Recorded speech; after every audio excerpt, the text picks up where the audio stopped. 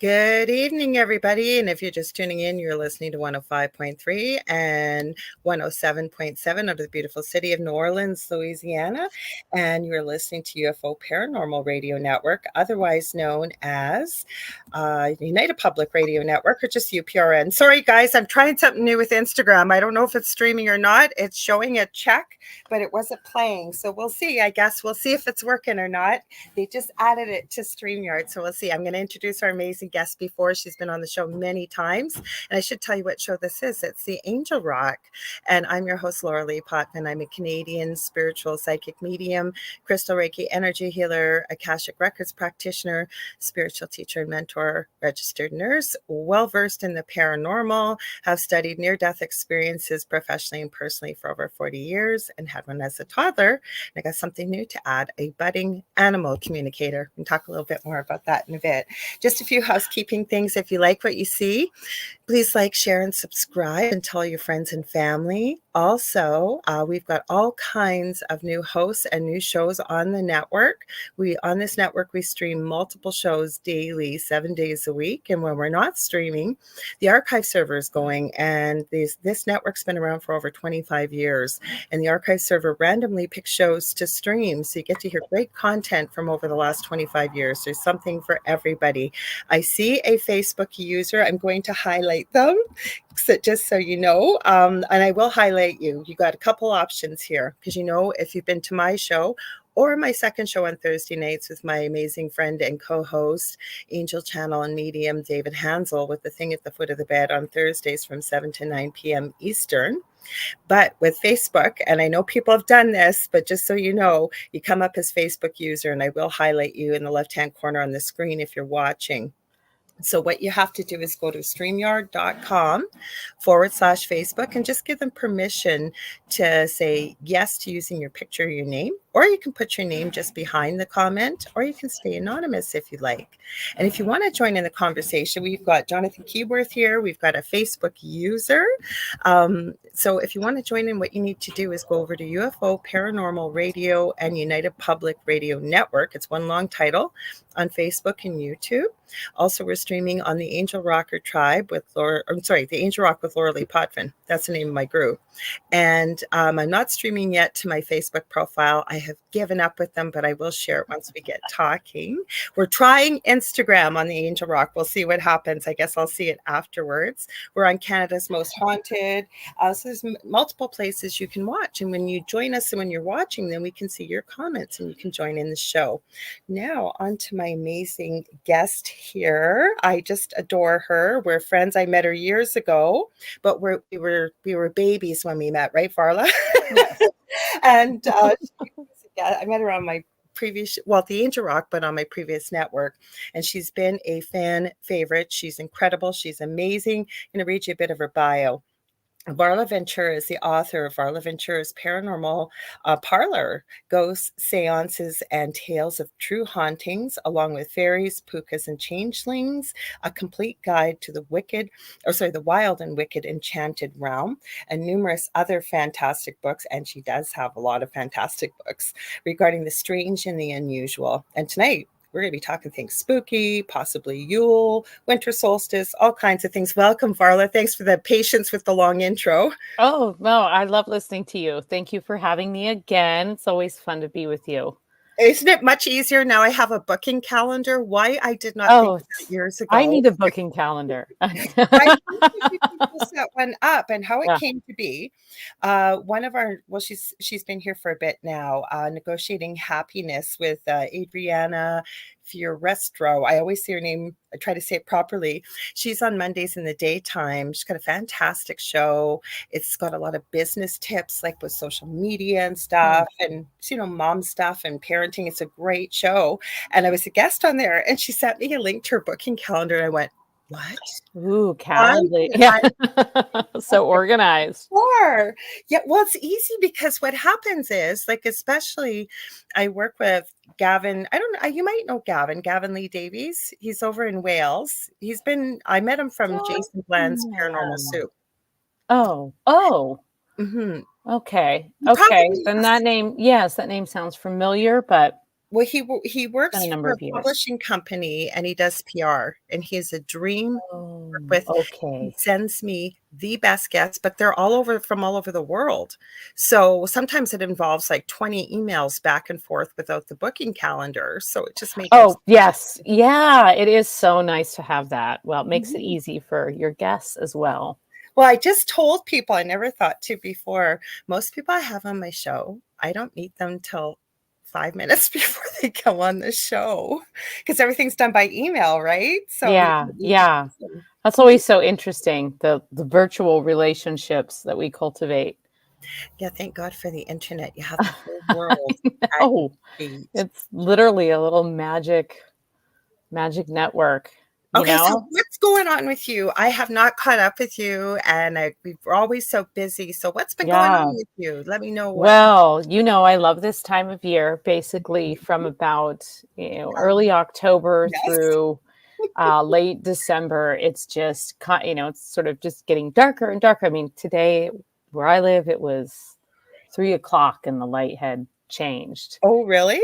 Oh yeah, and then where I'm, getting this glorious sort of sunset light like around 1 in the Oh, afternoon. So yeah. it's I find it to be like for me it gets me very I don't know, I get genuinely excited. I really do enjoy sort of those longer nights, and especially if I have something that I'm working on, and I'm happy to say that I do. I have a new book I that I'm knew it. working I on. don't know why. That's why I asked you, what's up with you? I can't wait Yeah, to hear. yeah. I'm working on a new book. It will not actually be out until 2025. So Oh, the wow. manuscript I'm handing in spring of 2024, and you'll, I think, love the topic. It is a collection of fairy and folklore, but exploring specific plants.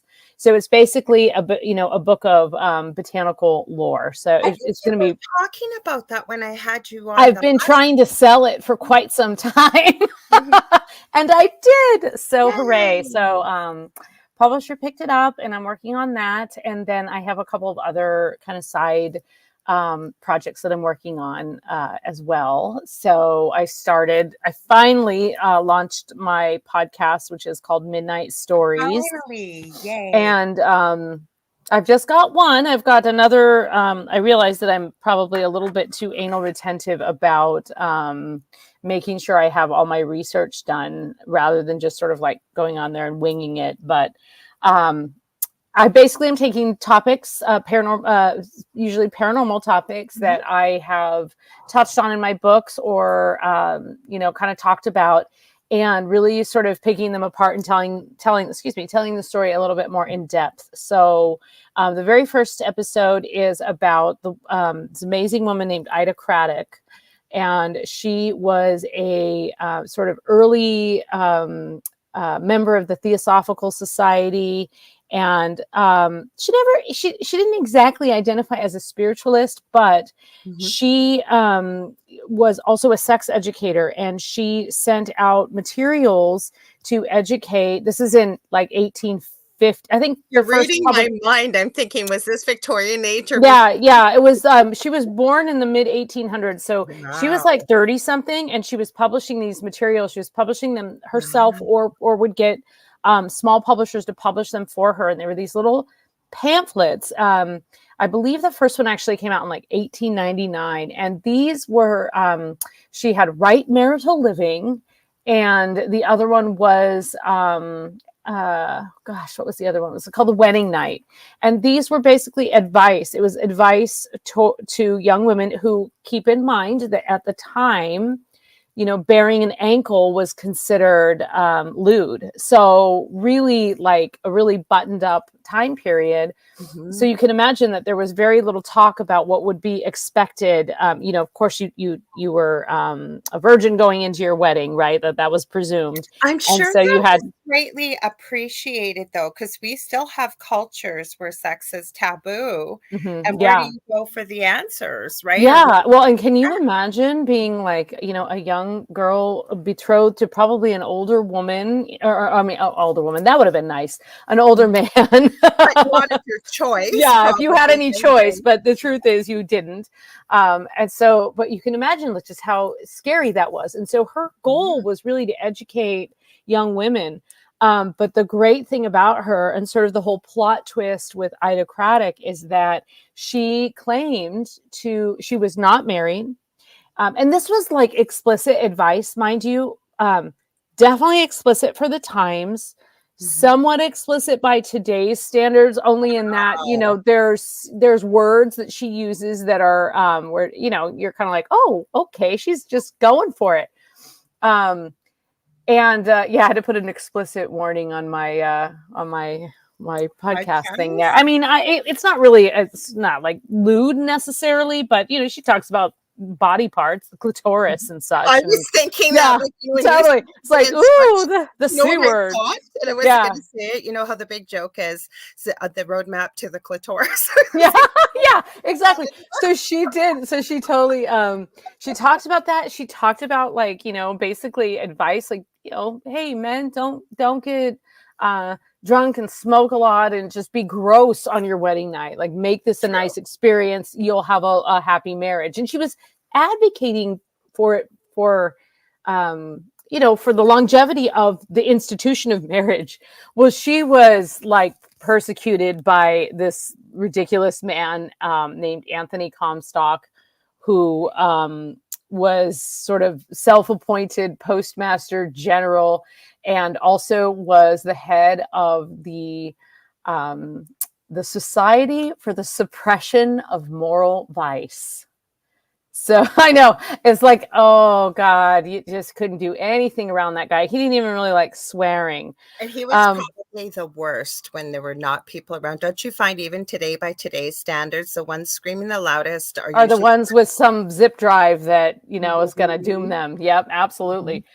So yeah, so the first episode is all about her and her amazing story, but the plot twist is that she claimed to gain all of her knowledge of the marriage bed and all of her knowledge about sex thanks to a holy union with an angelic being named Soph. And Wow. she writes about this extensively. This plays into her story as far as like being persecuted and being considered an unstable woman. Just like her story is one of those things that like there's just so many there's just so many incredibly moving aspects of her story and a lot of layers to it. But anyway, so I talked about her a little bit here and there in my books and sometimes in like interviews and stuff. But I just got really into the more of the nitty gritty of the stories. I think it was like 45 minutes just about Ida Craddock. I want to know Um, all about this it, angel because she's I amazing. Yeah.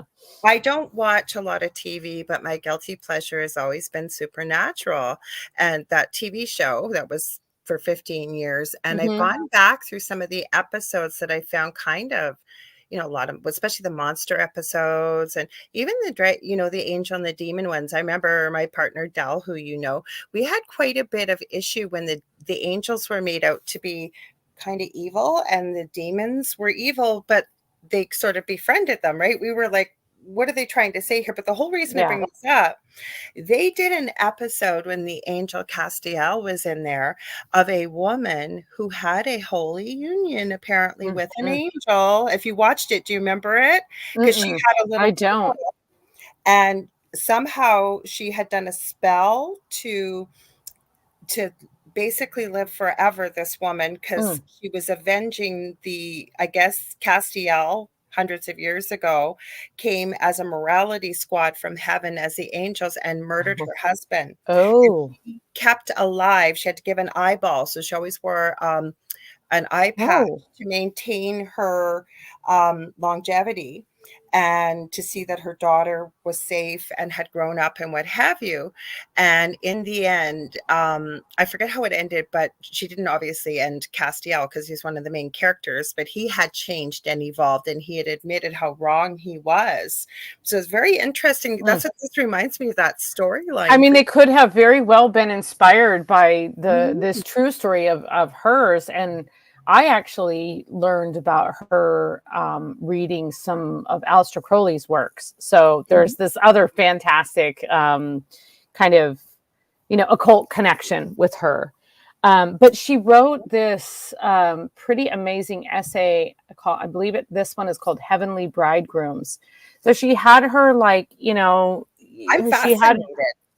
She had her sort of her I want to call it her straight work, right? Like that was her publications that were about the wedding night. And then she also wrote these really really in-depth essays from a spiritual point of view. And she sort of kept them separate because she was intelligent enough to understand that this needed to be separated from this. Not everybody wanted to know about this, but the essay is fantastic because it's basically like the first, I'd say like 2 pages of it are all examples of unions between, like whatever off-planet being, like angelic beings. And she cites the Bible because she was raised with religion. So she was very knowledgeable of the Bible, and she cites the Bible over and over again and gives all these fantastic examples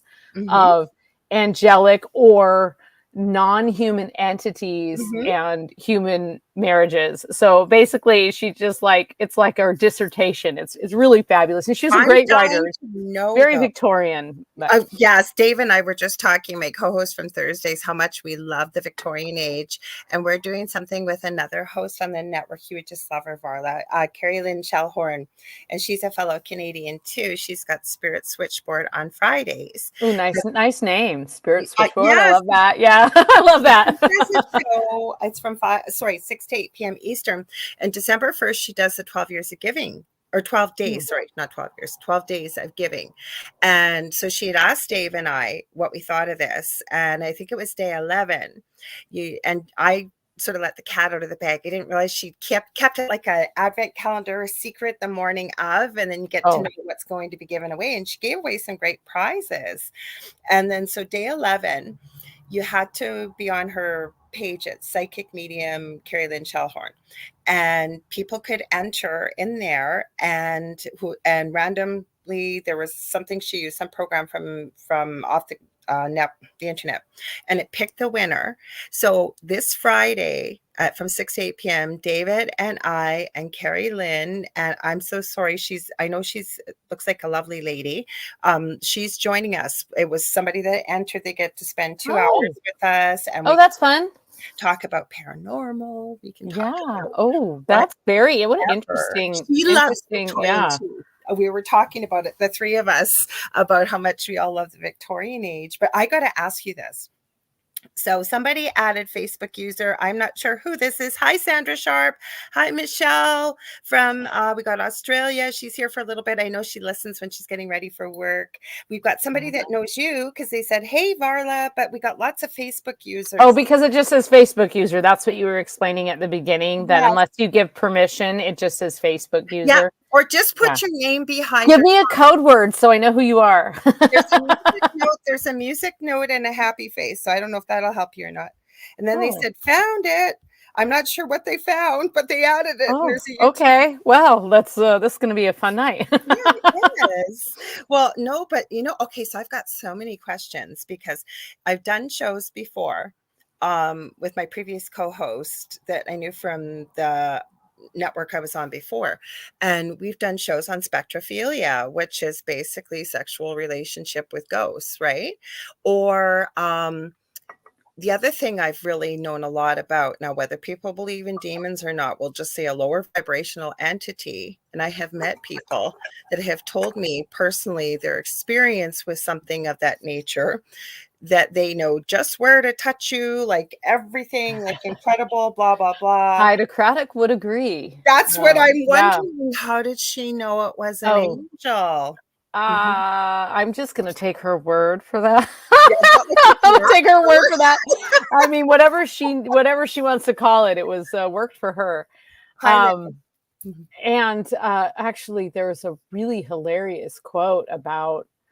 I don't have the exact quote in front of me, but I read it in the episode that I recorded.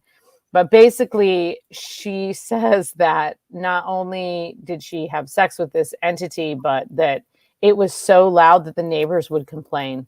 On her part, because I have had people contact me. I would never, that's the one thing I would never ever do is give away anybody's personal details or anything. But I had somebody once contact me and ask me if they could ask me about their quote unquote visions. And this person in particular had a near death experience. And I don't think she realized how powerful she was, because as she started to talk to me, it was like she was like sending me pictures in my mind, Hmm. and I could tell what was going to happen before it did. And she would call it a vision. And I don't think it was a vision. I think it might have happened while she was sleeping, like an abduction. But she Hmm. described the individuals, and the one of them, I think it was an Arcturian. I ended up finding him on the internet while we're talking, like a picture. She goes, "Oh my God, yeah, that's exactly what it looks like." Because I could see the picture she was sending me.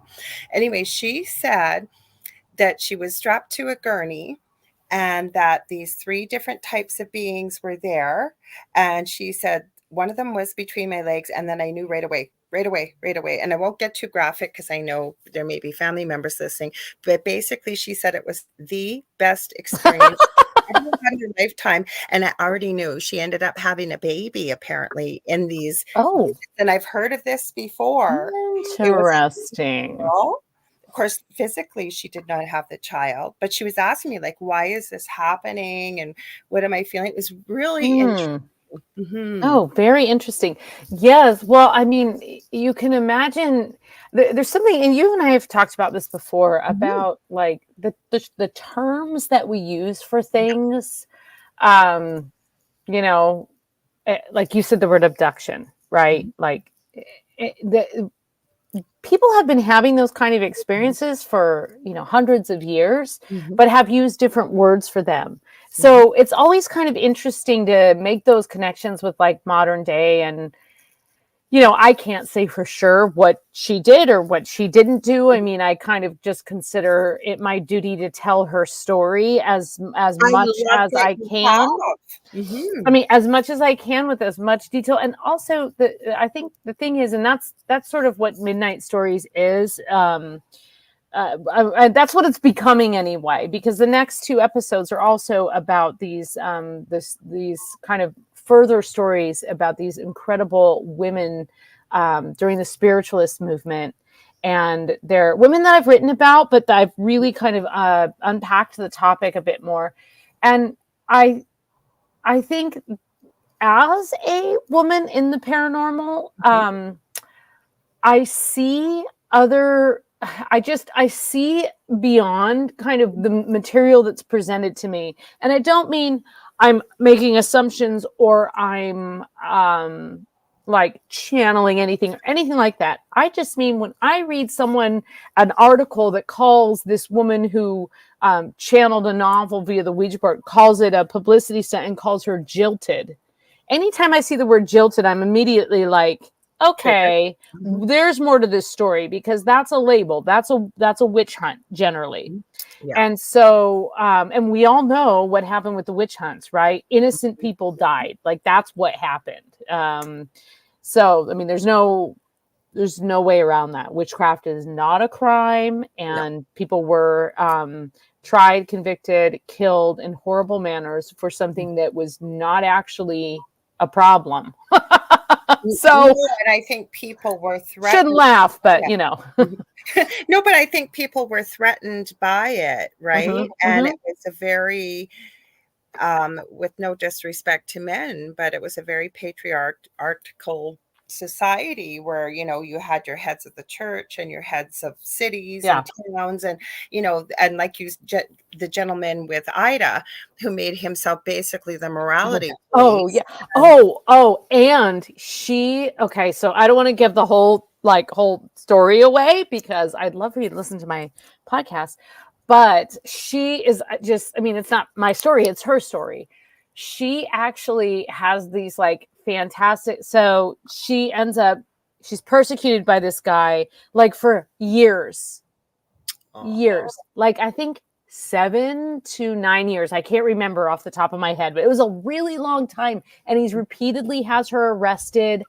And then eventually he gets her, and he gets her for the distribution of lewd materials through the U.S. Postal Service, which he had passed a law and convinced Congress to pass a law about as I forget, I think he was the secretary of the postmasters or something. So basically, he's the head of this suppression of moral vice.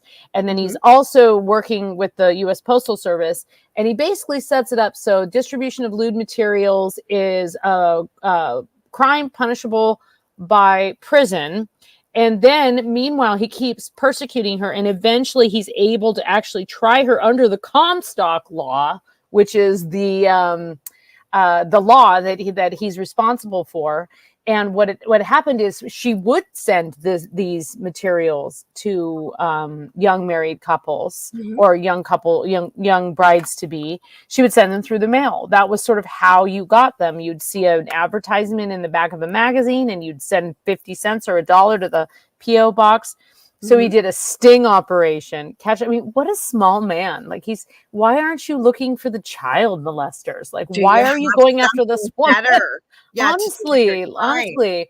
So, sadly, actually, Ida takes her own life because she's basically faced with, but she's persecuted multiple times, and does a small stint in like a women's institution, and then is actually released.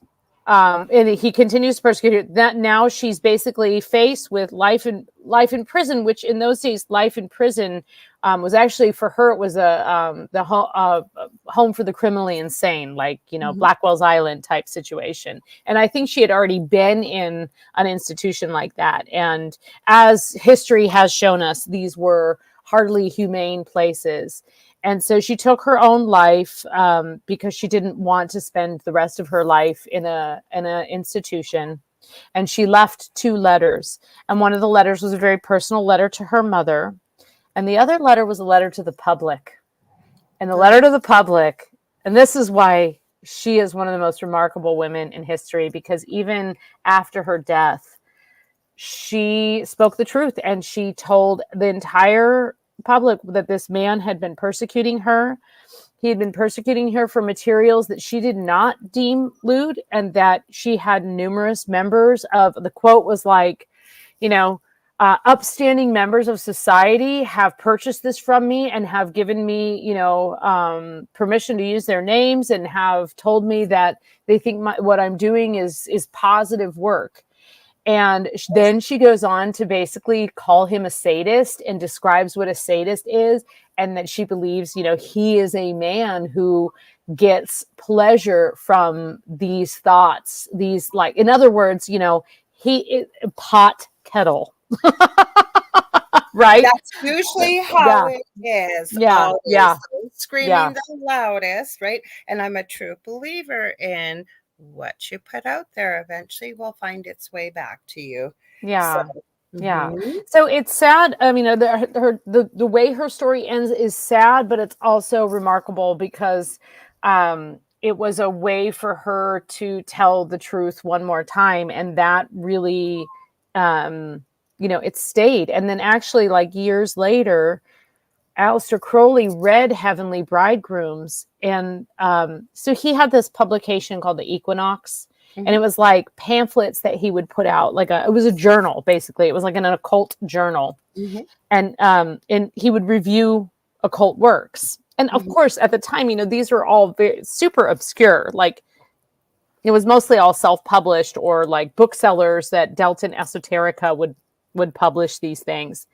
Anyway, so he got his hands on this, and he was very moved, and actually felt that she had made genuine divine contact, and I believe like posthumously awarded her like a 4th degree in the OTO, which is, you know, I mean, you have to, it takes people years to go through each degree in the OTO. It's part of the tradition.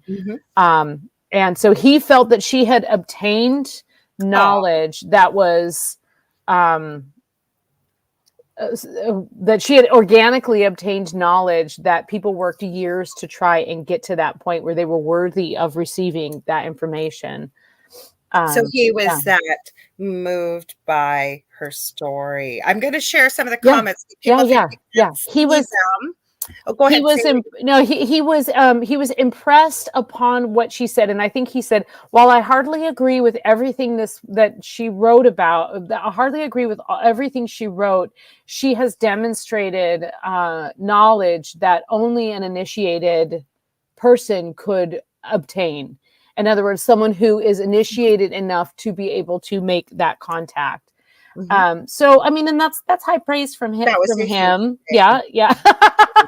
Definitely high praise from him, and just kind of, and I think that's one of the ways that her story sort of stayed somewhat in the underground. And then a man named Vera Chappelle was he was an absolutely remarkable man, and a member of the OTO, and did extensive research on Ida Craddock. And there's actually a book that he put out that includes all of the letters, and he looks at it a little bit more from the occultist point of view. So there's a couple books out that are much more historian, and those are also really good. But I love Vera's book because he understands the magic that she was talking about, and that's, I mean, magic is almost like a too trite of a word in a way, you know, for what she was dealing with. She was definitely ahead of her time, and I'm glad.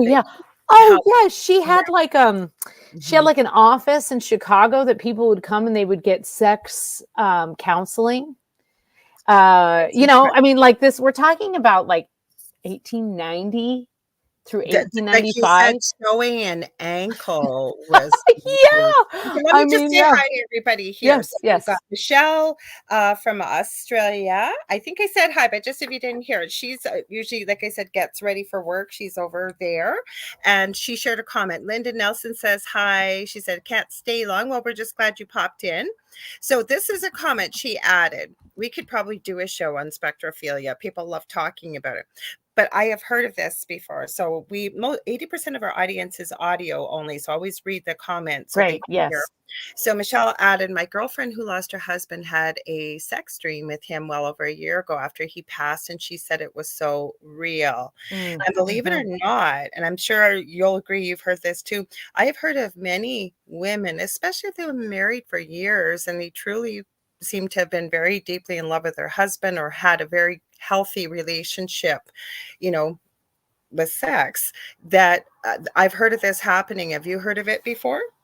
Oh yes, absolutely. I think it's not as talked about. Like, I think, you know, you've already got like sex is a little bit taboo to have discussions about, and then you add to that ghost sex, and it really starts, you know, people just definitely don't want to talk about that. But absolutely. And I think just kind of in conjunction with that, I do think the dead return to us in our dreams very frequently. And I think that that's a way that psychics, but also people who maybe don't identify or are yet to identify as psychics, can get a lot of messages and can really connect with the other world.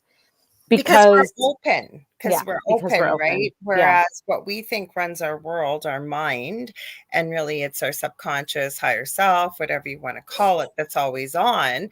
So when the mind is sleeping, you're open. So I always tell people, especially Michelle, thank you for sharing that. You said that your girlfriend, your friend, that it was so real. I would bet money that she was definitely experiencing what she felt she was experiencing in the dream. And we can, you know, then you get into astral travel and what we do. And then you also, like, I mean, quite frankly, then you face right square in the face. You know, what is the difference between what we perceive as reality, as in the square walls around us and Yep. the things that we can physically touch, Mm-hmm. and the things we know intrinsically, and why are we so quick to dismiss those messages that we get when we're in that relaxed and open state?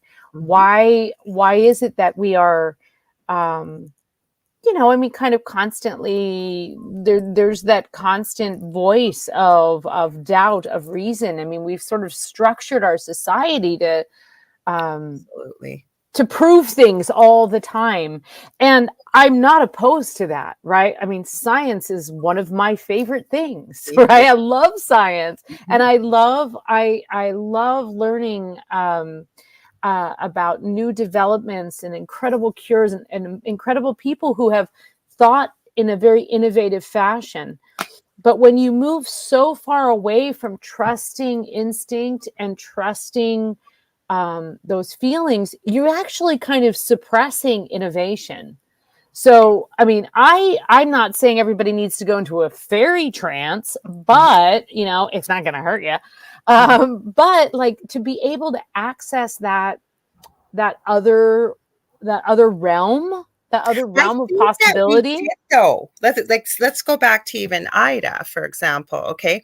And before then, you worked hard, you ate from the ground, you was a lot cleaner, healthier living, but you had a lot more downtime when it was time to rest. And so for people to look at meditation, is not just for, and I know you know this and many people listening will, but for those that don't, you don't need to sit on top of a mountain in the lotus position for 3 hours and chant, or if you want to, Yeah, by all yeah. means, but you don't need to. But we don't know what to do with silence, even in a Yeah. conversation, right? People are uncomfortable with silence and feel they've got to fill it in. Whereas if we can learn to quiet the mind, like I think we could back hundreds of years ago, I think we would get a lot more innovation, we'd get a lot more understanding, and we would receive a lot more information, don't you? Oh yeah, and just to be able to take a break. I mean, this morning I had an appointment and I forgot my phone at home. Oops. And I had time. I had time. If I really wanted to, I could have driven back across town and I could have grabbed my phone. And I thought, why? So I can sit there and look at all the things I can't get done. I'm Yep. going, and I just, I didn't mean to forget my phone. And there's always that anxiety as a mom, right? It's like, oh, I want my child to be able to get a hold of me if they need me. But in the grand scheme of things, there's other people on the emergency contact list.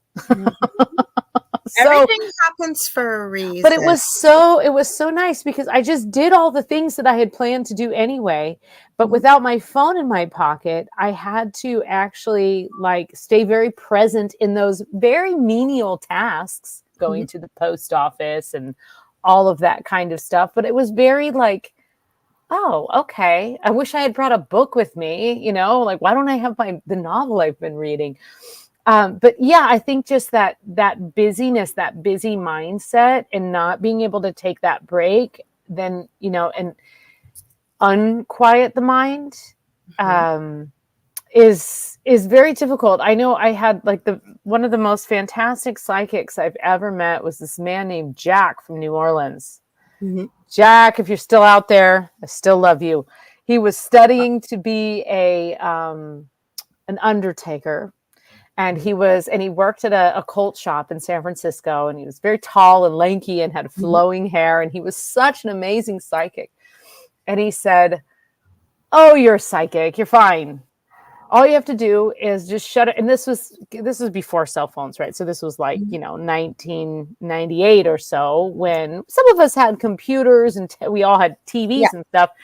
But we had an answering machine and a phone in the wall. And he said, if you want to really hone your psychic abilities, just don't read the paper. Just give yourself I don't. 7 days. Don't read the paper. Don't watch the news. I Don't don't. not leave your house. Go out and do things, but Mhm. don't rely on those things for your information. See what you notice. And when you start noticing that, you do. It's, I mean, there's all kinds of creative practices that talk about this.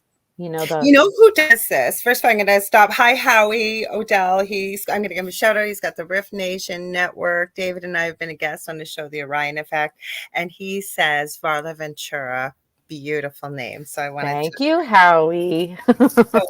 but you know who does that? And when Dell, my partner Dell, that you know, when we met, well, I've known him my whole life, but when we sort of I'm always kind of expecting Dell to just pop in on the side there or something. No, it's not allowed. It's found out. So, anyways, we were friends, right? I had no intentions of becoming romantically involved with him in any way. And I remember him explaining to me what he noticed in a room when he walked in. And I said, oh my God, that has to be exhausting to live in your. And I said, wait, you've always thought this way, haven't you? And he said, yeah. I said, you don't know any different. I said, you do realize most people don't think this way. And what it is, he walks into a room and he will notice the pattern on the wallpaper. He will know where all the exits are, where the windows are, who's over there, who's got this, who's like, he just takes it all in. And in the beginning, he used to say to me, did you notice blah, blah, blah? And I'll go, no, where was that? But now I am doing that. And you know what? It's important because you start to pay attention to your surroundings, not from a place of fear, but it helps you notice a lot more, I think, in life, like all the little details. And then I think it helps you be better able to read people. And it's been a skill I've learned to develop. And I can say I'm not sorry about it.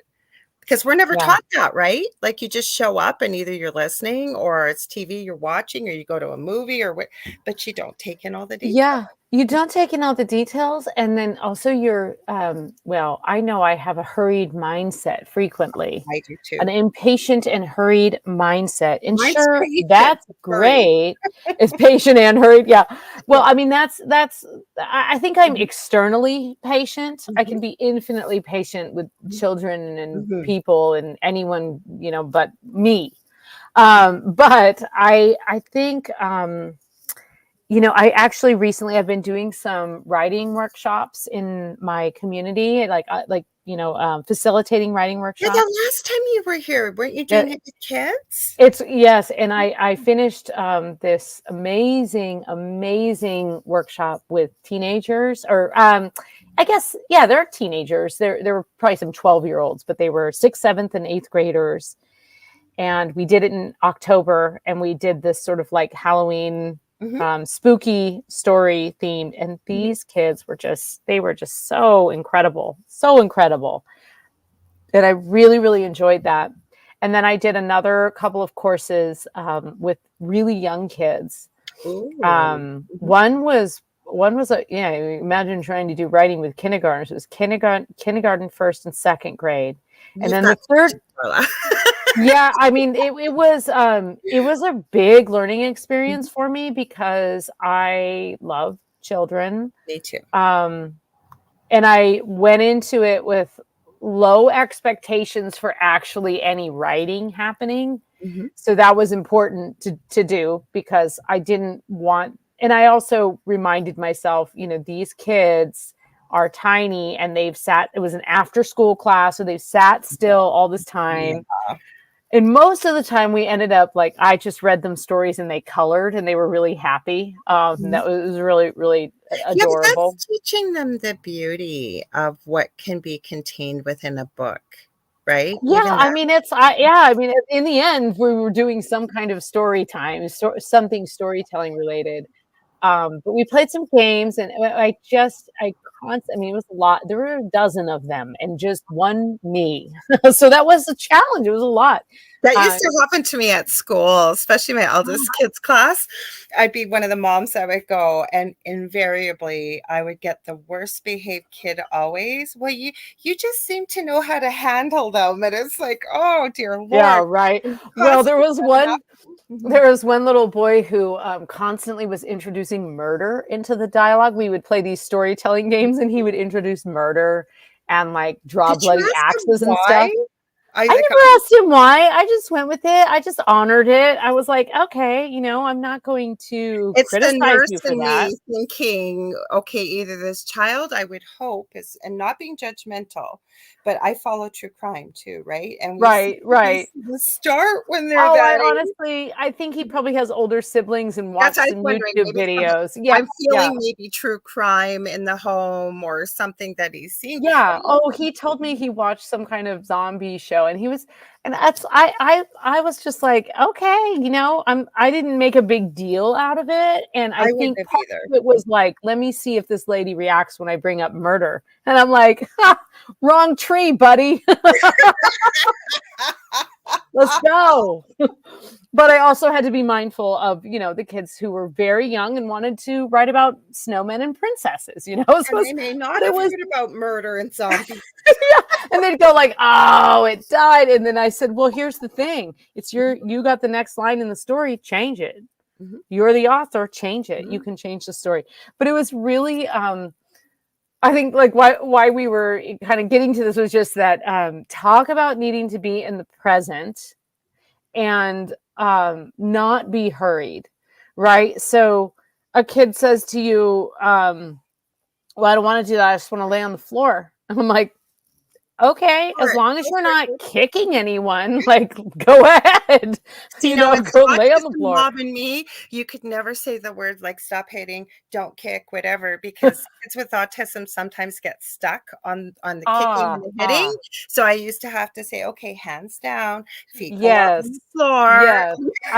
I said, there's only Yeah, one rule, and that's keep your hands to yeah, yourself. And that, yep, I said, I don't care if you stand, I don't care if you jump up and yep. down, I don't care if you dance.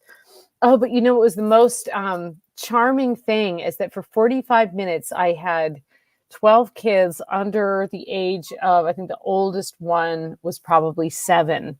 Mhm. I had them, I did like an illuminated manuscript Mhm. lesson where Yep. I had them. So illuminated manuscripts are the manuscripts like the Book of Kells, right? Where there's letters in there that are very intricate and decorated. And then there's drawings around the edge. And so the words aren't just words, they're decorative words. Yeah. And I had them 45 minutes, those kids made illuminated letters. And That's it impressive. was great. And I said, "Do you guys know what the word illuminated is? Did you know that word?" And they were like, "No." And I said, "It's basically magic. Let's just go with magic." I'll just go with that. I am so impressed It because was cute. It was real cute. after a full day of sitting.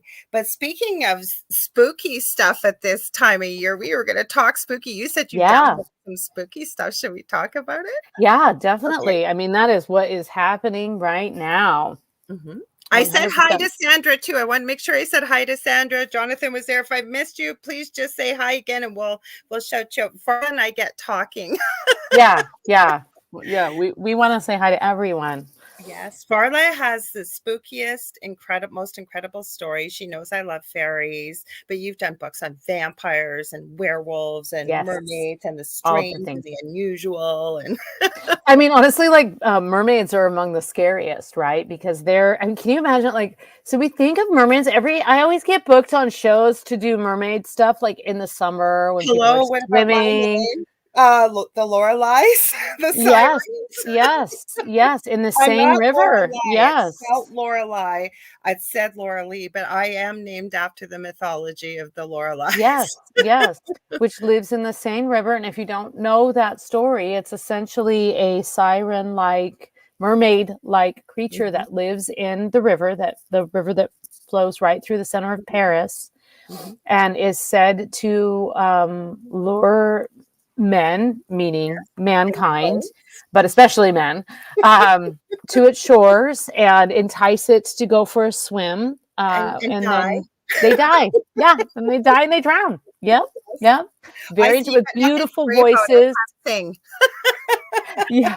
I mean, it's a very similar story to mermaids, that idea of distracting and having this beautiful enchanting voice, and it's so distracting that you don't realize what you're doing, and then the next thing you know, you run your ship aground, Yep. or you're swept away on the current. Mm-hmm. So of course, they don't go away. So I always think of mermaid. I actually like have like a sort of a early January mermaid moment every year where Oh, I really? think, Mm-hmm. oh yes, because I was once in Ireland in the very beginning of January, and Mm-hmm. it was incredibly cold, and I was on a on a ferry out to this island where there were no other people, and it was just this really incredible, very very quiet time, and but like I was like almost like a ghost in the infrastructure of tourism because there was no one there, but this ferry was going out there and the things were happening, the bus was going, but there was nobody going there. So it was just me. And I always just think like, yeah, of course there's you think of mermaids in the summertime because that's our time when we're in the water. Mm-hmm. We're beating the heat. We want to go swimming. But Mm-hmm. when you start really thinking about it, so they're still there. And in fact, their teeth are sharper, and their voices are louder, and they're more treacherous in the winter when really a few minutes in the water could kill you. Mm-hmm. So yeah. We know that living by Lake Superior, we Oh thought, holy yes, cow. And it's got its own almost Bermuda Triangle in Lake Superior. So, sure does. That is a force to be reckoned with. That lake. It is no wonder that the stories that surround that lake are so rooted in treachery and it having its own sort of life force, and um, having to really really be respectful of it. It definitely. just up the on the Canadian side in Sault Ste. Marie, there's a bunch of petroglyphs, Mhm. and you can kind of climb down, and they're along the shore, and there's actually a depiction of the Gitchigumi monster, which is this like incredible long serpent with like it's kind of it's kind of dragon like, but it's a little bit more flat, and it's That's what got a lot of makes it spikes. that's what the sleeping giant is called, the legend of Yeah, Nanavishu, but it's also Gitchigumi is yeah, mentioned too. yeah. I think it's probably the two different languages, right? It's Mhm. the Ojibwe Yeah. and yep, yep. So Carrie Lynn, who I mentioned, is from Sault Ste. Marie. If she was oh here, I yeah. get her to talk to us about the petroglyphs because she could Oh tell us the yeah, story. yeah. I mean, I climbed up there one time and checked them out, and I was just there's some like humans doing some stuff, but then like Yep. all I remember is the serpent who has this spiked tail that it gnashes it splashes down in the water and creates the storms. Ooh. So, but certainly, okay. So you said something earlier though that I thought was really interesting because you were talking about the was it Carrie Ann? Carrie Lynn. Carrie Carrie Lynn. Lynn. Yeah. And you just happened to say two things in the same sentence. Oh, did I? What was it? You said you were talking about the 12 days of Christmas, but she was calling it 12 days of giving, right? Yep. Then you Mhm. also said something about a cat. Did I say something about a You cat? did. We if somehow the word cat showed up, I believe. Okay. I think. I Okay, mean, well, tell me we'll where have to you're go going. back, right? But it made me think, and I thought, oh, it's so funny. I wonder if she knows that we're going to talk about the Icelandic Christmas cat. I have had the weirdest thing with my psychic abilities Hmm. in about the last 3 months. Like, and whenever I do a show with you, you and I, I like, know, I going know. to ask you something, and I got goosebumps. That's my It's sign. insane. I Mhm, actually, I'll just total side note, but there is a lot of this is the veil is extraordinarily thin right mhm, now. mhm, So other people out there listening will completely relate to this and understand. And I'm just here to support you and say, yes, what you think is happening is happening. The veil mhm, is thin. Psychic awareness is very high. There are messages coming from beyond, but there are also messages between the living loved ones. If you're thinking of someone, it's not just because it's the holiday season.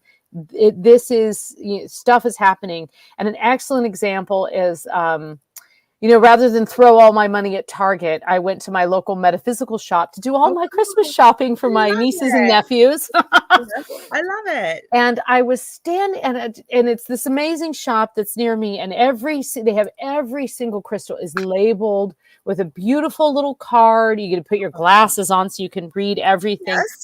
and every little card, and it tells you what the principle of that stone is for. And it's really nice. A lot of places just sort of lay them out and they hand you a card, but this is like very thoughtfully arranged. It's like dozens of altars arranged in this store. I mean, they don't just have stuff in a pile, everything's very, very carefully arranged and Purposefully. yes. And so I'm thinking, okay, so I had my list and I'd gotten all the things and just like reading and looking, and then I thought I saw this particular oracle deck. And I hope my niece is not listening because this will be a Christmas spoiler for her. But I was standing there. Plug your ears if you're listening. Yeah, I saw this deck and I was like, is this the right deck for her? Is this the right deck for her? And right when I got to the word tree in the description, someone at the counter, completely different conversation, said tree. So I was like, oh, well, that's interesting. And then I got a little further, and then her name, I'll just say her name is Aurora, and her name was in the further in the description. And so I thought, oh, all right, that's enough for me. But it's little things like that, right? I mean, I know you could just say, oh, this random coincidence. Of course, random coincidence is reigning supreme right now. And it's not a coincidence. I would call actually. it serendipity because I do not believe in coincidence. Yes, serendipity. Right? Okay, so there, our minds just totally melded on the same thing, right? Yeah. It is. It's serendipity. So yeah, I think cat. Wait, okay, so Norwegian cat, you said, is high intelligence, major innovations in Iceland in terms of climate change. And how to deal with poverty, road construction, all these kinds of things.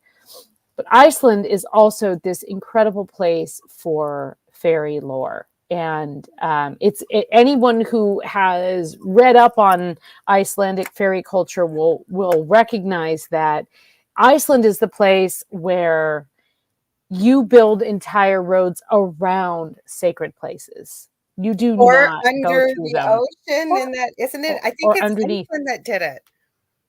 Did what?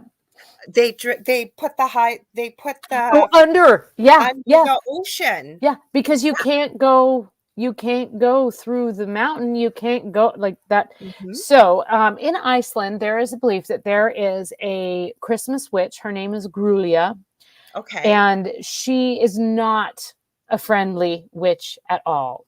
Okay. She is very threatening toward children.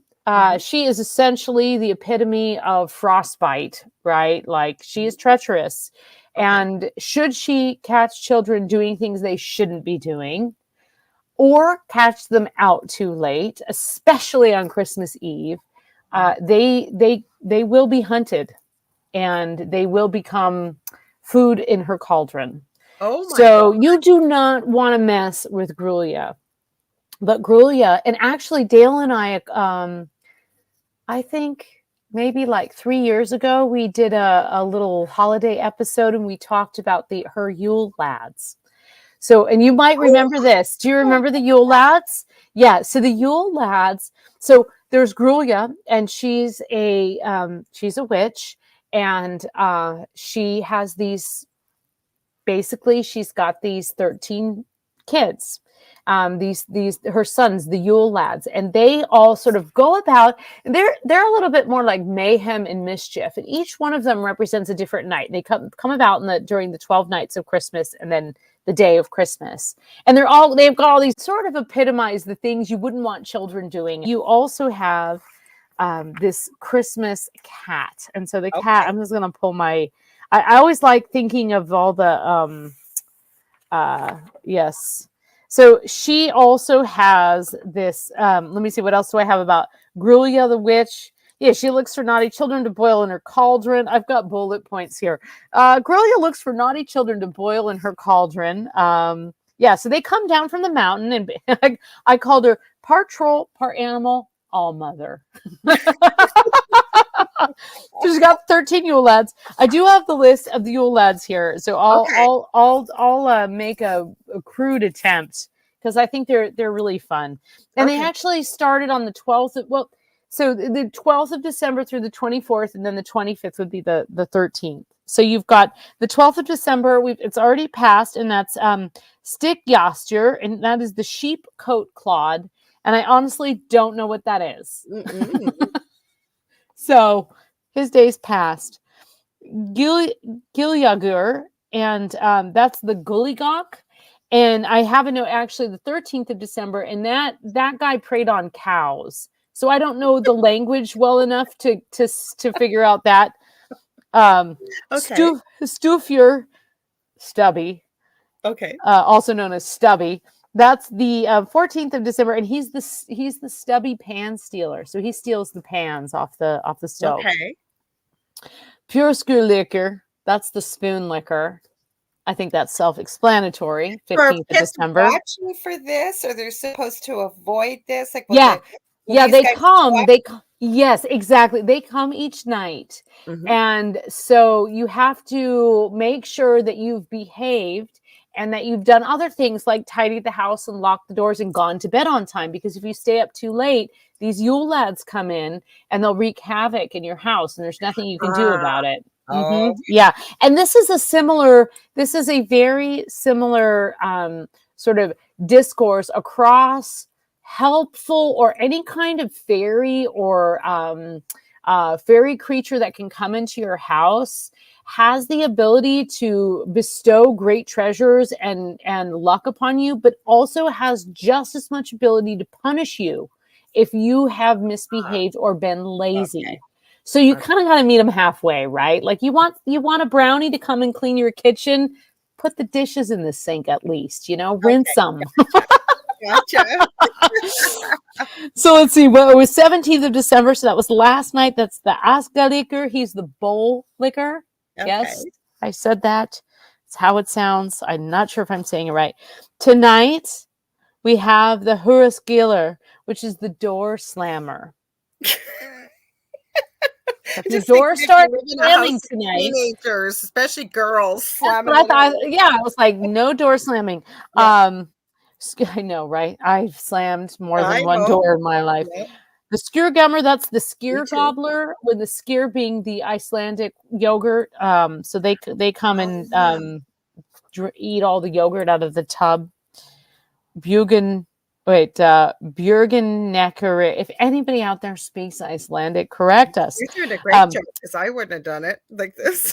I'm sure I've got it wrong. The Björgen Neckere, and that is the sausage swiper. That's the guy you were remembering. I don't know why I remembered that one. The sausage stealer. Because he steals sausages. You want your sausage. And then you've got that. So that guy is actually the 20th. So be warned, coming up. And then the Gluga Gegur is the 21st of December, and he's the window peeper. So, draw your curtains that night. Gata Peffer, there's the door sniffer. Okay, what's the difference between a slammer and a sniffer? Well, one sniffs and one slams. I mean, on the door. Yeah, one sniffs and one slams.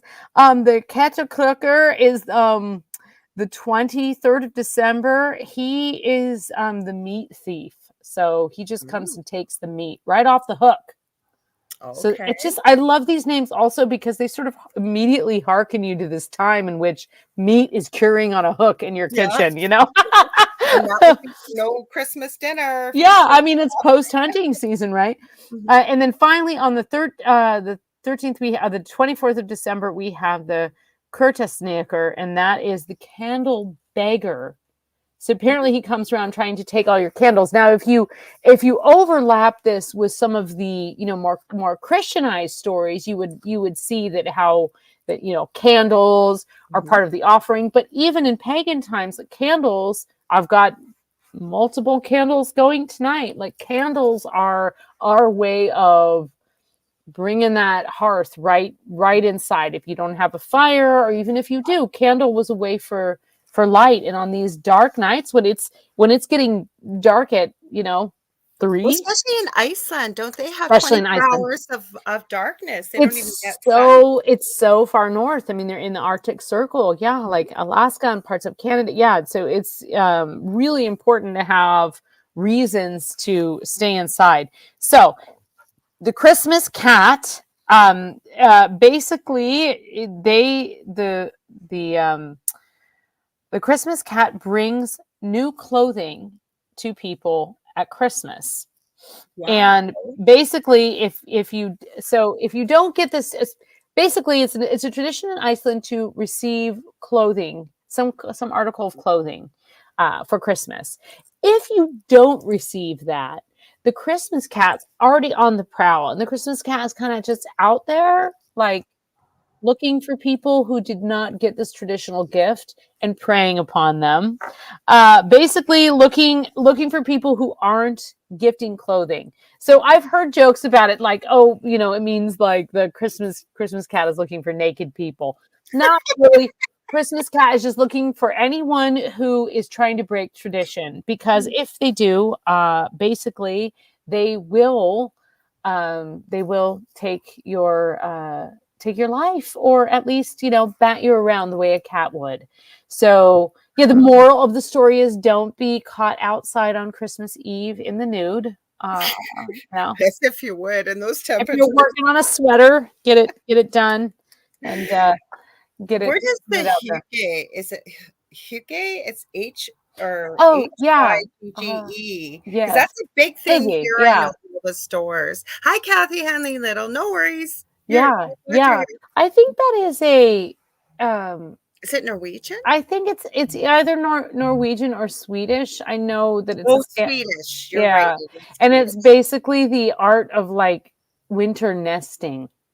That's Mhm. kind of what it is. It's like cuddling down with a, super cozy Cozy. Yep. fur blanket and a nice big glug of something warm, and just sort of like nesting and being indoors and embracing that, which Mhm. is a wonderful part of kind of as we come upon the solstice and the longest night of the year. We For fight people the that don't dark. know, what night is that? What's that? For people that don't know, when is the longest night of the year? Yes, the longest night of the year, I believe this year falls on the 20. So the solstice moves slightly because it Yeah. wasn't established by a Gregorian calendar. So it moves a little bit each year. So Mhm. frequently the solstice is anywhere between the 20th Mhm. and the 22nd. And I believe this year it falls on the 21st. I mean, it's usually marked on the 21st, but the actual time of the long night might be a little bit different depending on like what time zone you're in, and uh, the day of the year. But we generally mark it on the 21st, and that is coming up like next Mhm. Thursday, I think. And This it's Thursday. this coming. Oh wait, this Thursday. Yes, it's this Yeah, Thursday. I It's already the know. 18th. Lost track of time. That's a common So for theme for people that me. don't know, Varla, what is the solstice? And we celebrate it twice a year, do we not? The solstice? Yes, we celebrate the winter solstice and we celebrate the summer solstice. And in Mhm. between those points, we have the equinoxes. Mhm. So the solstices are the summer solstice is the longest day of the year and the shortest night. So the times when we have the most light, and the winter solstice is, of course, when we have the most darkness. So it's literally the longest night of the year and the shortest day. So of course, in many places it gets dark by 3, 4 in the afternoon, sometimes earlier, depending on how far north We you were are. talking about that, right? So at Yeah, the yeah. beginning. It's great. It's great. I Mhm. mean, I love it. And Mhm. actually, the solstice is this point in which it's kind of, the darkest. It's getting as dark as it can possibly get. And then from there on out, it gets lighter. Mhm. And this is a time when, this is all of our traditions of stringing up lights and burning candles and putting candles on trees and making offerings to fairy entities with milk and cookies. These all stem from the understanding that it in that darkness we find the light. So, okay, so getting back, because I was talking a little bit about this. I think I was a guest on a show last night at the last minute, but I was also talking to somebody about this off here, that it's not just Santa Claus and things like this, right? There's so many different beliefs Yeah. and characters, if you will, for Christmas, right? Like I have a friend that's from Austria. I don't know how he found me, and he's German, and he calls me Lorelei. He always calls me that, right? Lorelei. That's what they would call me, the way it's spelt in Germany versus Yeah. Lorilei. And he sent me this video, and I just love it. I actually posted it in my group. It was last year. And he was out and about, and there were four, and he goes, I know you all call it Krampus. He goes, it's Krampus. And so he took this video with Krampus. four live Krampuses, and Uh-huh. they're all saying hi to Lorelei in the video, and I have it. Oh, And fun. so what do you know about Krampus? Because it's like the Krampus. thing that Yes. bears here, right? And he said it's not over in Europe. It's a positive. Yeah. Yeah. Oh, absolutely. So, I mean, basically throughout the season, as we're approaching into kind of, the winter solstice and Mhm, the winter holidays, there's a number of rather beastly creatures mhm. that are out there gallivanting about. And Krampus is among them. He is basically this sort of like horned god, really. He's this like He thought demonic. it was Santa Claus's brother, is what he said. Yeah, so in Austria, and I think also in Germany Mhm, and other parts of Europe, they're sort of the counterpart. Krampus and Saint Nicholas are counterparts to one another, and they have, I think their nights are like corresponding. It's like the 6th and the 7th, or the 5th and the 6th, and you have Krampusnacht and you have Saint Nicholas's night. And Saint Nicholas is the one that bestows the good things on the children and rewards people for their hard work. And Krampus is the one that takes all the naughty children. mhm. So today, sort of in, United States and Canada, because we have so many cultures that have meshed together to form our culture, we have Santa does both of those things, right? He leaves coal in the stocking for the naughty children, and you have to be naughty, you're in the naughty list or the nice list. Santa sort of became our modern Santa, embodies both of those. But Krampus is basically this he's covered in fur, he's got giant horns, somewhat demonic, very goaty hooves, and he sort of clomps around with He always chains has and a that big long sack. tongue, that really long tongue too, right? He's got a long forked tongue, Mhm, and he's got chains, so he sort of rattles as he walks around, and you can hear him coming, and he has a sack that he throws all the naughty children in. mhm. And he is not the only kind of terrifying creature around that time. Another one is this sort of witch creature called Berchte, and she's a little bit kind of like the Icelandic witch. Like, she doesn't put children in the cauldron. She just sort of slices them apart and then Ugh. throws them in her sack. Yeah, I mean, she's horrible. She's Doesn't absolutely Italy have horrible. a Christmas witch too, I thought? Now, Italy has a very charming Christmas witch, La Yeah, Befana. And La yeah. Befana is, she comes about in January, and Okay. she's lovely. She goes from rooftop. She's honestly, I think La Befana is who we should credit for any semblance of the modern Santa Claus that we have today. Because Ooh. La Befana goes from rooftop to rooftop. She rides her broom, Mhm, and she clears away the bad luck from years prior, and she uses her broom to sweep away all of the last year and welcome in the newness. mhm. And she leaves treats for children in their shoes or on their windowsill. And of course, if you've not been good, you don't get a treat, or you get, like a rock or something. Mhm, But she's this lovely Italian Christmas witch. And mhm. she kind of comes around in early January. And I mean, come on, she goes from rooftop to rooftop. And she's like, and then I have some friends that are German, were raised in Germany and live in the United States now, and they leave their shoes out. They don't hang stockings. They polish their shoes and leave their shoes out. That's I their have heard tradition, to that like in Dutch leave too, treats, right? and yeah, and leave the little treats in the shoes. And so yeah, it's really interesting to look at all the different ways that all of these magical creatures from different parts of the world have sort of melded together into this, modern day Santa Claus. The Calancansoro, Mhm. they are usually found in Greece and other parts of the Mediterranean, and they're also very Krampus-like, and they're sort of demons, kind of more just like horned god with like a lot of fur and very evil face. So you might call it demon or devil. Krampus is frequently depicted, especially during Victorian times. There's a lot of images of Krampus as sort of a devil. Mhm.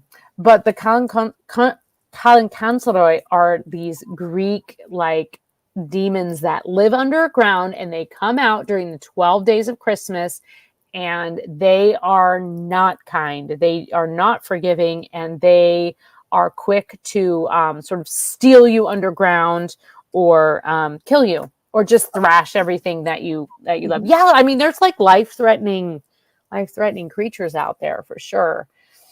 So That's just it's mind-blowing. amazing.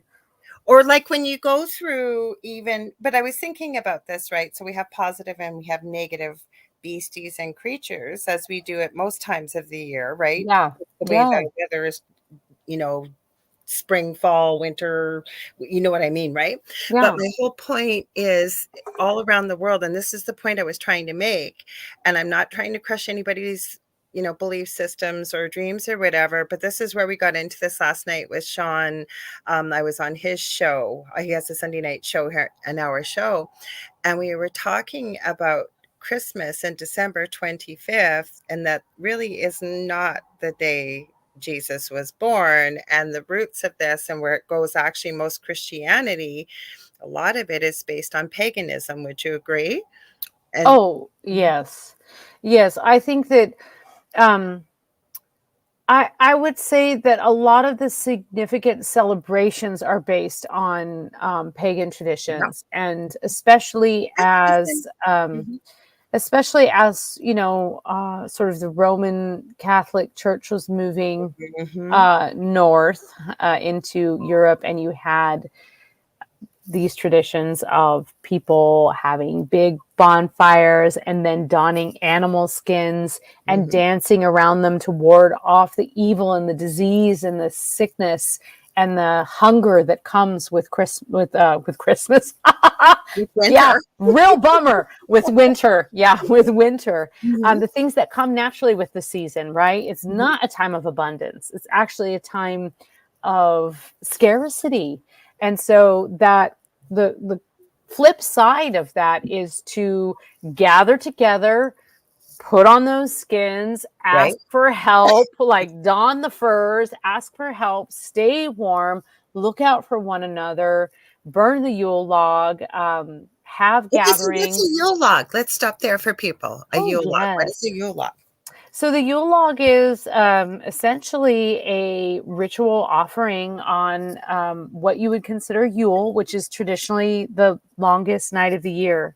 And the Yule log is sacred because it is the log, it is the thing that gives you fire and light on the longest night of the year. Very much like at Halloween time, it was at Samhain, it was a tradition to have a bonfire, is a tradition to have a bonfire and take a coal from that bonfire and bring it home to your hearth. And that would instill sort of, good luck and prosperity for the coming months. So too with the Yule log. So the Yule log is just this beautiful way of honoring the original tradition of having a bonfire, basically, like having a community bonfire and really making an offering to the darkness, burning something into the light. If you don't have a fireplace and you don't have a Yule log, a matchstick will do, right? Light a candle and think of that matchstick as it's the connection with wood and trees, really, that you're kind of saying thank you for growing, for being, for falling, for being harvested, and for then in turn being burned and giving us light, right? Mhm. So that's all part of and that is a very, it's a very pagan, very druidic kind of approach. Anytime you're invoking the spirits of the trees or nature, you're dabbling in witchcraft, right? But and then if I remember correctly, even with December 25th, and I did a bit of research, but you guys, if you got questions, Varla is the person to ask with the amount of research and knowledge she has. But isn't it based, because somebody wanted to know last night what planet, and I thought it was Saturn and based on the roots into Saturnalia. Could I be right Oh, about well, so you have Saturnalia, which is another celebration that was in around this time of year. And that was another sort of like wild, raucous, sort of uh, original. I believe the Romans, like the Romans that? practiced Mhm. Saturnalia. Yep. So the OG Romans, right, before the Catholic, spread of Before Christianity. Yeah. Constantine and the whole thing. Yep. Yeah, before Constantine came rolling in on his high horse. So, but yeah, and And we're not so talking to Keanu Reeves, Constantine.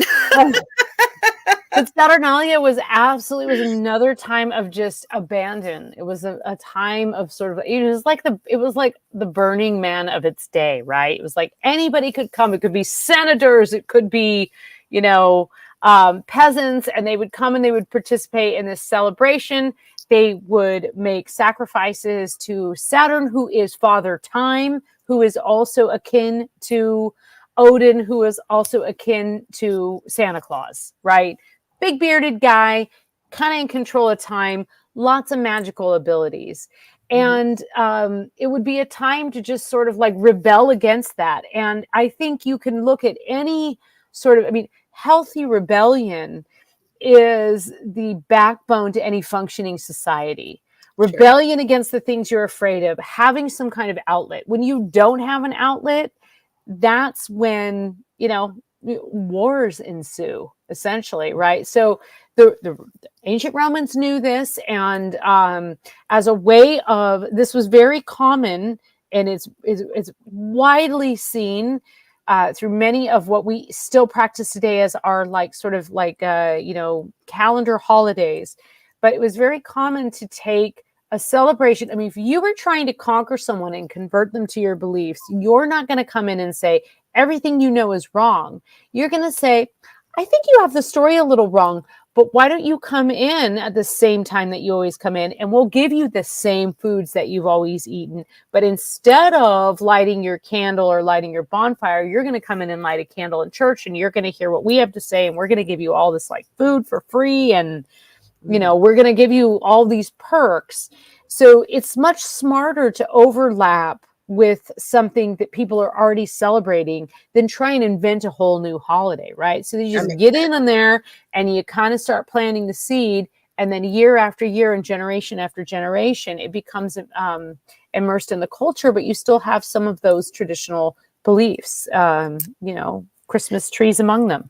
That makes sense though for people because that's the fastest, basically it is the fastest and easiest way to affect change, right? Exactly what you said. Make it change a little bit here, next year change a little bit more, a little bit more. And Mhm. I always say I believe that it really only takes about a generation and a half to affect a major change, Mm. because if people don't learn what the true history is, for example, and they are told something as a small child, they grow up, now they've had their children are into their teens or late teens, meaning a generation and a half, right? The history can be completely changed. And Mhm. especially when we didn't have the internet and stuff, how could you look back, right? And see what the Mhm. truth was. I'm just gonna Right, right. You're just uh, trusting people's words. I'm gonna read Kathy Hanley Little's Oh yeah, comment, this is and then beautiful. yeah, and then we can about the Christmas tree, why we use the Christmas tree. Celtics or Druids would bring a pine tree in the house and put food in the tree for the wee people. It was said they did this for the wee people to stay warm on cold nights. That's beautiful, Yeah, Kathy. What do you think? very beautiful. Yes, the tradition of the Christmas tree, totally bringing in the nature from outside, bringing it in the house and making sort of a sacrifice. It also was often done outside. Before it was even brought into the house, you would put candles and you'd put lights and you'd put decorations and you would put, offerings, because you weren't just leaving food for the birds or, whatever animals were out there scrounging in the winter, but you were also leaving offerings to the wee folk, the fairy folk, the good people, and these would in turn look out for you. So if disease or something evil was tramping your way and coming toward your house, they would have the ability to either warn you or, ward it off. Yeah, ward it off. Yeah, and that's honestly like you may have heard of tomtees or nissies, and those are those little sort of they're the nissi, I believe, are Finnish, and the tomtees are Swedish, but they're kind of very similar. They're little sort of gnome-like creatures, and a lot of times you see renditions of them. Well, a lot of times you see renditions of them, and they're like just like a log. They're a log. There you go. And they have a decorated, they have a hat, and you set them on your doorstep, and they ward off any evils in the dark of night, and they welcome in the good wishes. Well, my co-host David and I guess I've heard them referred to overseas as gronks. I have been in love with gronks or gnomes for the last They're the few best. years. David too. Like, we send pictures all the time to each other. We don't get a chance to talk all week. We're so busy, right? So Thursday's our show day. So we love cats. So we send each other cat videos all the time and stuff, or gronks, or I guess I call them gnomes. Yeah. And every season, like, I've got homemade wreaths with gnomes. I've got there's They're wonderful. of gnomes. I'm gonna Yeah, and and you look at them, they've got the red hat and they've got the beard, and you see this connection with how the images of what we think of today as Santa Claus, we have those similarities. Although at one time Santa Claus was depicted, in Finland, Santa was always in blue robes. And I've been to a couple of Finnish Christmas celebrations, and Santa comes in with a broom, which is very interesting. Well, Dell asked about blue earlier, and I didn't want to get off on a tangent off topic, but maybe we can with the blue. See over there saying, well, ask her about blue. He did. He was in here, and I'm going, no. That's why I saw you looking on screen. I was like, Dell's interrupting. Yes, he was. I was like, get out. Hi, Dell. She's mine tonight. When we were on the same night, he's not on the network anymore, but when he was, we used to put together a 3-hour show with you. Yeah, it was just join in. Yeah. So anyways, the blue, so they come in with blue robes, because this is what's been coming up, because I've mentioned it before. I work with two very close friends, and we connect with spirit, and we connect with some beings from the other side, involved a lot with science and things like that. They give us a lot of information. It's a long story, but it's kind of like a jigsaw puzzle. We don't know what's coming with it or what, but this year's supposed to be very powerful and very interesting with it, especially being the year of the dragon in Chinese, I guess astrology, if you want to call it that, of course. So, but the color blue keeps coming up. Oh, interesting. Have you noticed my room is blue? This is like the bluest room. And I'm not being conspiratorial or anything, but if, say, something was using D period, E period, W period, I'll be careful what I say because we're on YouTube. It can affect every color except blue. If it's blue, it will not burn. And we're seeing blue, like Bluetooth. There's all kinds of blue coming in. So I know why he asked about blue. And now you're mentioning about Finland. The blue robes, the blue robes of Santa Claus. Yes, he wasn't always depicted in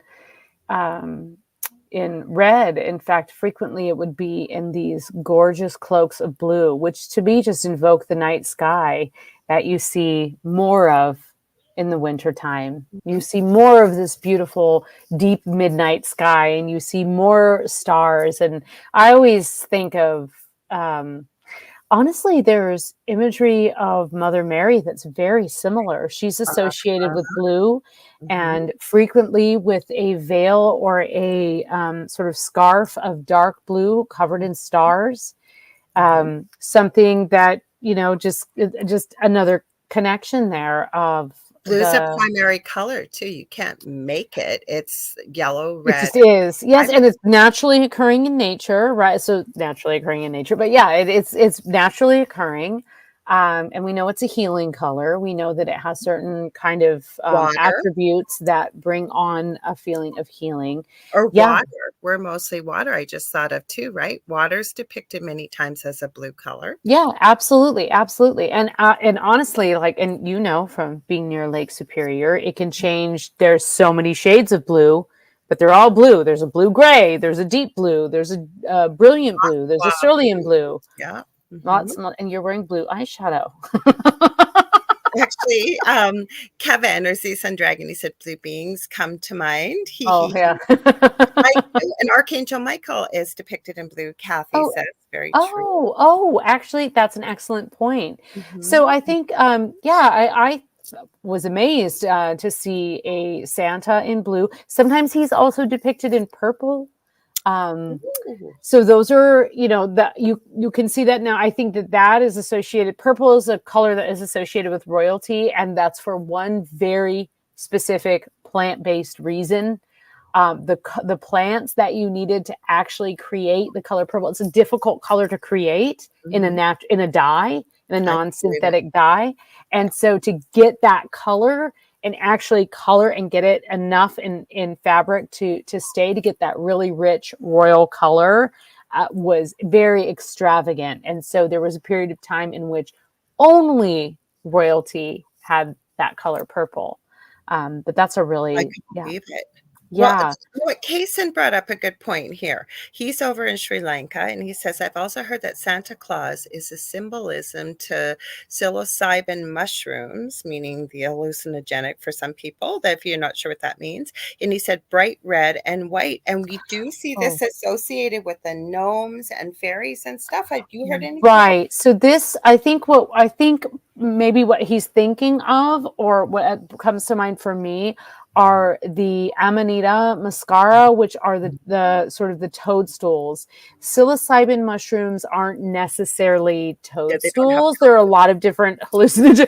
There's a lot of color. mushrooms. If you lick them, strange things ensue, and often death. So I'm not going to advocate for that. However, um, I do understand what he's saying. The red and white, Mhm. the toadstools, right? Those things that we see, the Yeah. Smurf house, the we see gnomes depicted with that.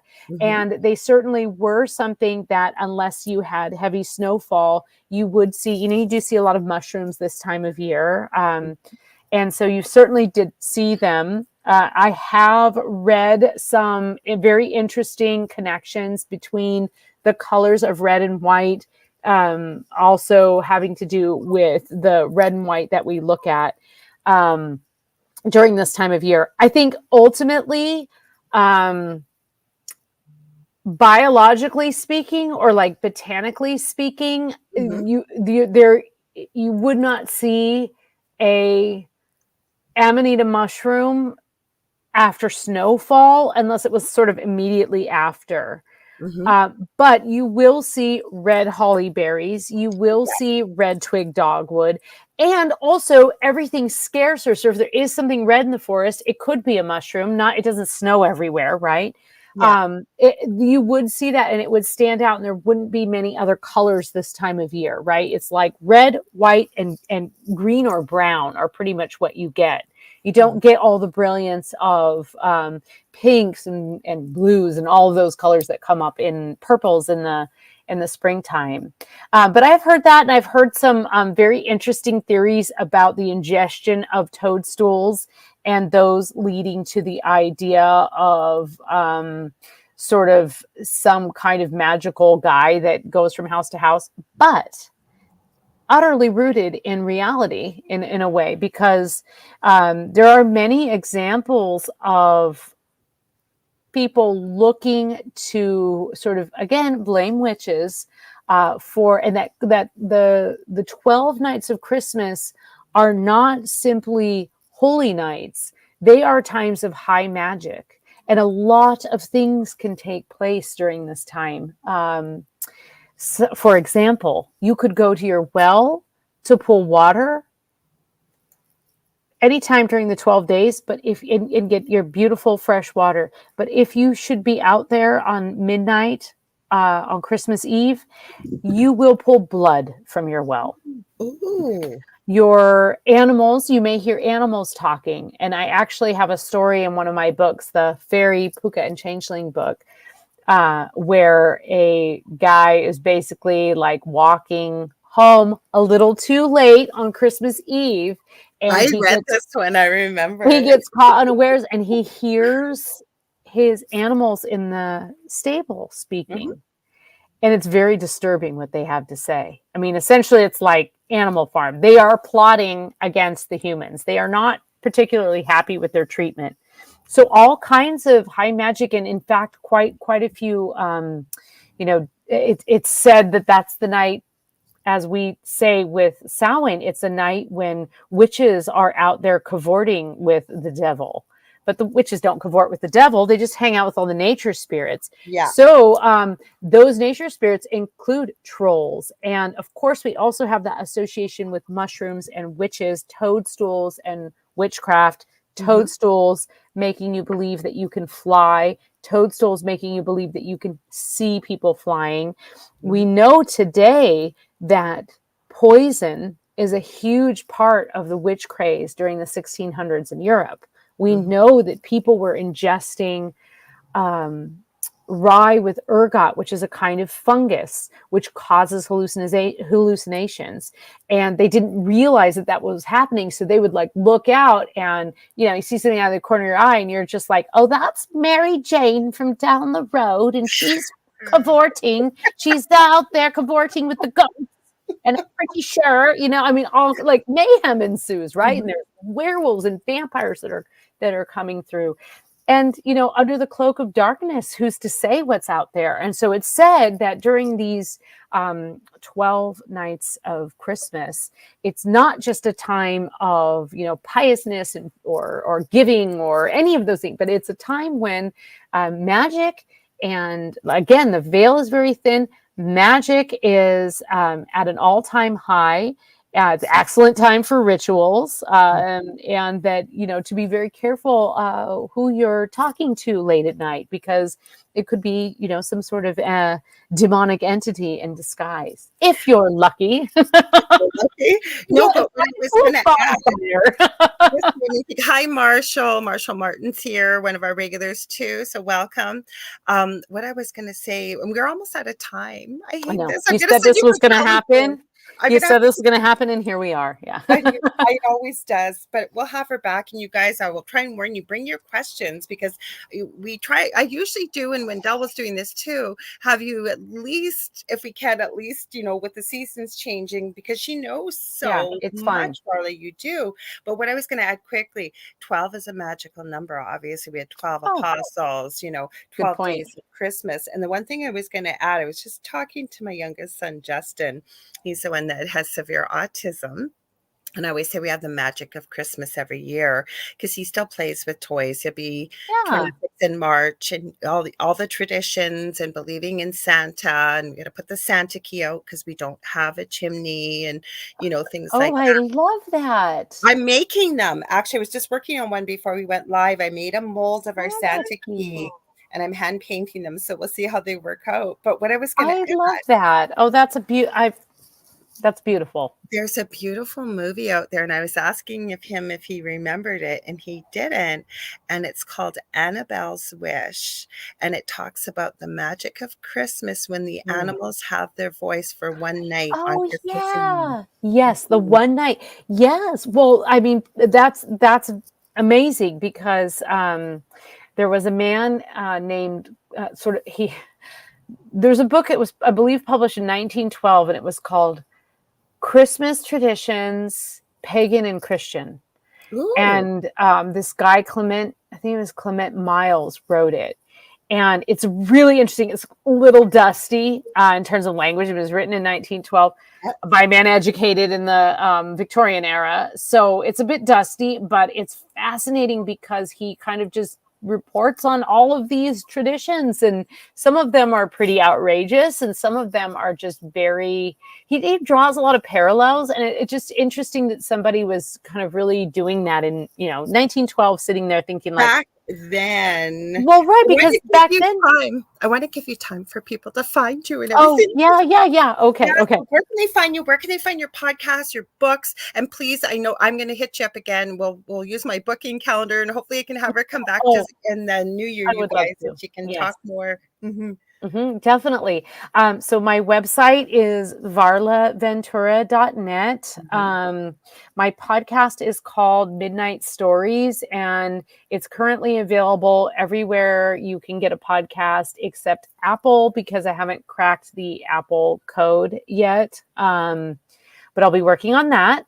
You can, so basically, you can go on iHeartRadio and Spotify and all those places and get it. I think Google Play. Apple just has some things you have to do, and it's a lot of logging in and unlogging and submitting, and I just sort of get lost in that rabbit warren, and then I give up and I just go have a drink, honestly.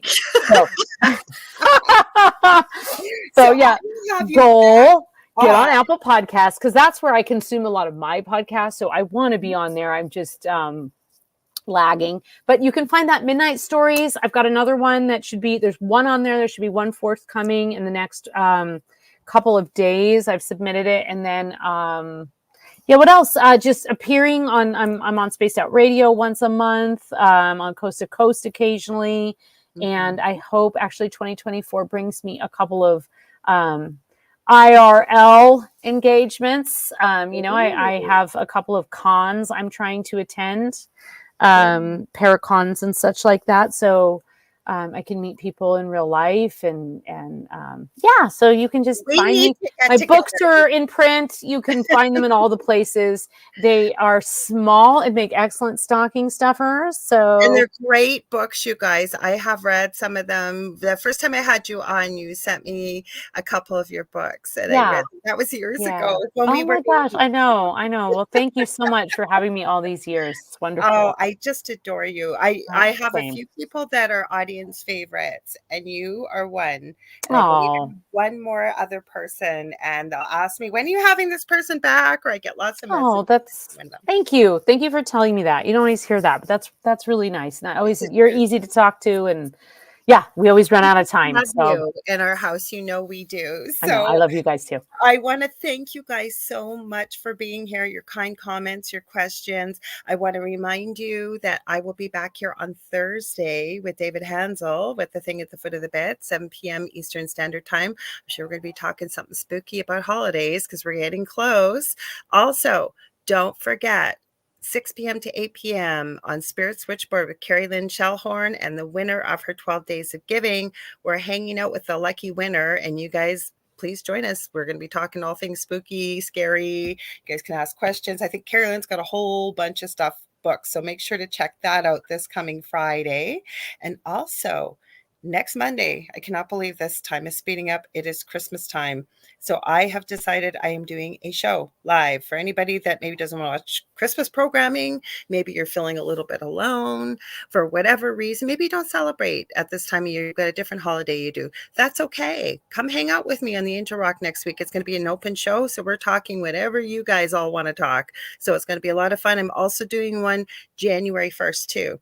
So those two shows are the only ones I have open, I believe, till almost sometime in April. I still have some spots in March, though, so I got to send you my booking calendar. Oh, yeah. Always nice to book around St. Patrick's Day. We can get into and I think I have it open, so we'll do that. You guys, if you're enjoying the paranormal, please stay tuned, because you got Philip and Julia Syracusa right up after this with the Horsefly Chronicles.